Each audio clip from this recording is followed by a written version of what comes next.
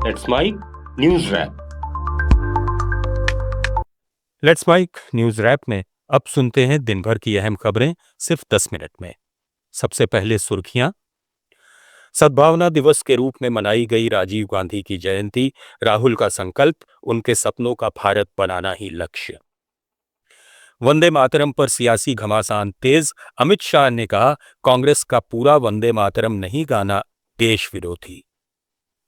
और जंतर मंतर प्रोटेस्ट मामले में सुप्रीम कोर्ट ने बनाई जांच समिति, पूर्व जज आर सुभाष रेड्डी होंगे अध्यक्ष।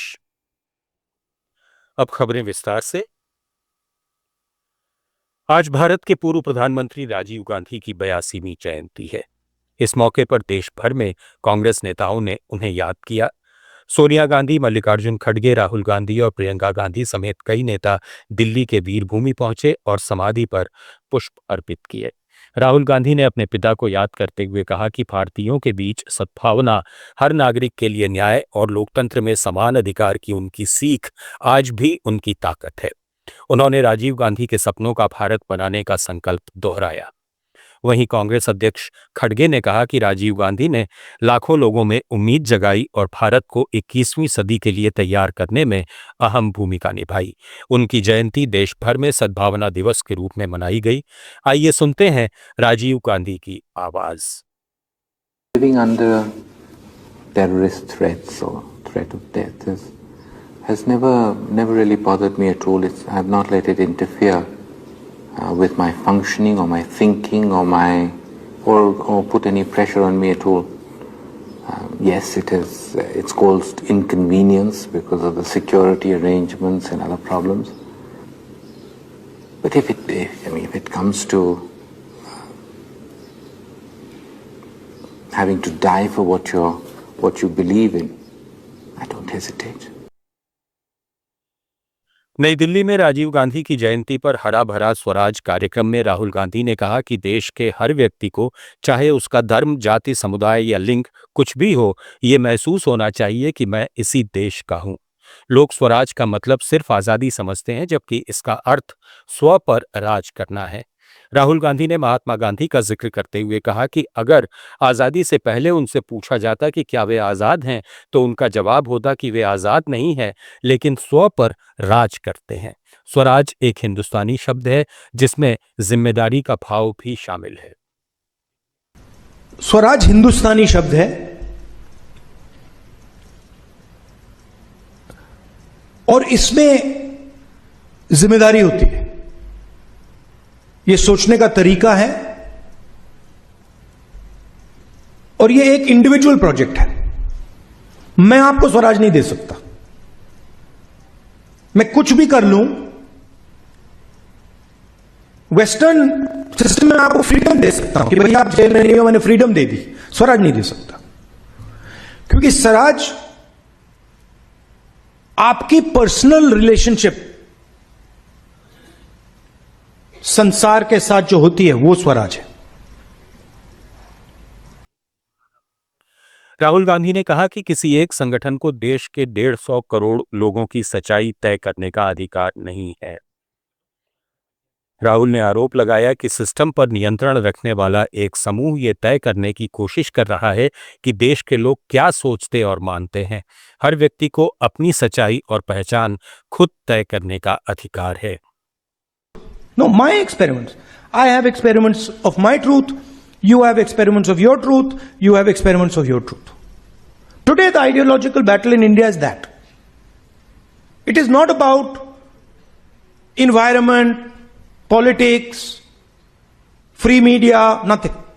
That is all superficial. The real fight is what? The real fight is that a group of people have suddenly decided,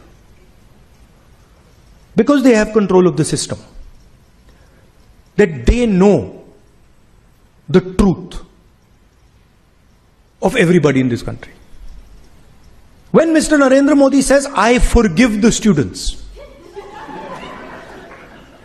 Yeah, please, I forgive you. Meaning what? You are a bunch of jokers. I am very smart. I know everything. You don't understand everything, and I forgive you.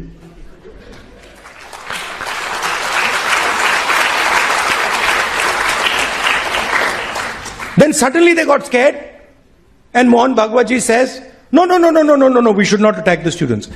You are attacking the students every day because you believe you know the truth. Delhi में वंदे मातरम को लेकर सियासी घमासान तेज हो गया है। गृह मंत्री अमित शाह ने कांग्रेस के कार्यक्रमों में वंदे मातरम के सिर्फ 2 पैरा गाने के फैसले पर कहा कि देश में अब तुष्टीकरण की राजनीति नहीं चलेगी और 1937 में कांग्रेस के फैसले को प्रधानमंत्री नरेंद्र मोदी ने आजादी के 80 साल बाद सुधारा है। इससे पहले बीजेपी अध्यक्ष नितिन नवीन ने भी कांग्रेस पर वोट बैंक की राजनीति का आरोप लगाया और कहा कि कांग्रेस अब नई मुस्लिम लीग बन गई है। बता दें कि कांग्रेस वर्किंग कमेटी ने अपने सभी कार्यक्रमों में वंदे मातरम के शुरुआती 2 पैरे ही गाने का फैसला किया है। वहीं संसद से पारित नए कानून के तहत वंदे मातरम के जानबूझकर अपमान या गायन में रुकावट डालने पर 3 साल तक की सजा, जुर्माना या दोनों का प्रावधान बताया गया है।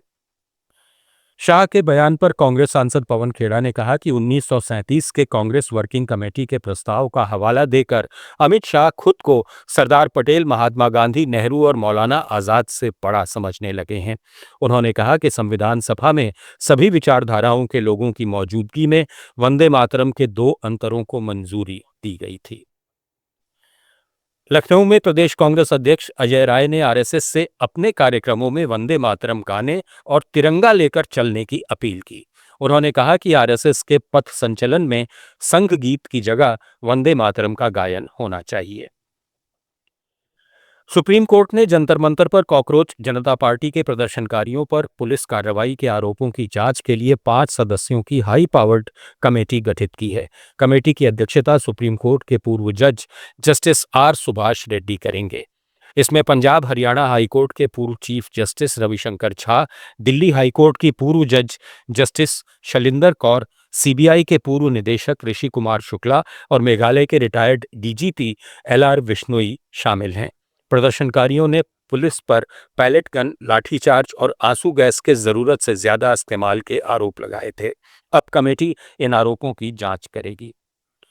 इधर झारखंड हाईकोर्ट ने जेएसएससी और जेपीएससी परीक्षाओं से जुड़ी नियुक्तियों को रद्द करने के राज्य सरकार के फैसले पर अंतरिम रोक लगा दी है। सरकार के आदेश को अभ्यर्थियों ने हाईकोर्ट में चुनौती दी थी। याचिकाकर्ताओं ने दलील दी कि नियुक्तियां रद्द करने का फैसला मनमाना है और इसमें हजारों अभ्यर्थियों के भविष्य पर असर पड़ेगा। कोर्ट के फैसले से नियुक्ति प्रक्रिया में शामिल उम्मीदवारों को बड़ी राहत मिली है। अब सरकार को मामले में अपना पक्ष स्पष्ट करना होगा और अगली सुनवाई तक नियुक्तियां रद्द करने के फैसले पर आगे की कार्रवाई रुकी रहेगी। सरकारी स्कूलों की स्थिति उजागर करने के अभियान के तहत कॉकरोच जनता पार्टी के संयोजक अभिजीत दीपके ने लातूर के औसा तहसील स्थित एक जिला परिषद स्कूल का दौरा किया। उन्होंने आरोप लगाया कि कई स्कूलों में बेंच, शौचालय, बेहतर कक्षाएं और सुरक्षित रास्ते जैसी बुनियादी सुविधाएं तक नहीं हैं। दीपके ने स्कूल शिक्षा मंत्री दादा भुसे के इस्तीफे की मांग की और कहा कि मंत्रियों और विधायकों को अपने बच्चों को सरकारी स्कूलों में पढ़ाना चाहिए ताकि उन्हें जमीनी समस्याओं का एहसास हो। उन्होंने शिक्षा व्यवस्था सुधारने के लिए सरकार पर दबाव बनाने का भी आह्वान किया। अयोध्या राम मंदिर चढ़ावा चोरी मामले में ट्रस्ट के पूर्व महासचिव चंपत राय बंसल ने 9 पन्नों का बयान जारी कर मंदिर निर्माण समिति के पूर्व अध्यक्ष नृपेंद्र मिश्रा को लेकर कई गंभीर दावे किए हैं। चंपत राय के मुताबिक मंदिर निर्माण से जुड़े कई अहम फैसलों में नृपेंद्र मिश्रा की प्रमुख भूमिका रही और कई बार अन्य लोगों के सुझावों को नजरअंदाज किया गया। उन्होंने दावा किया कि एल&टी समेत कई कंपनियों और निर्माण से जुड़े लोगों के चयन में भी नृपेंद्र मिश्रा की भूमिका थी।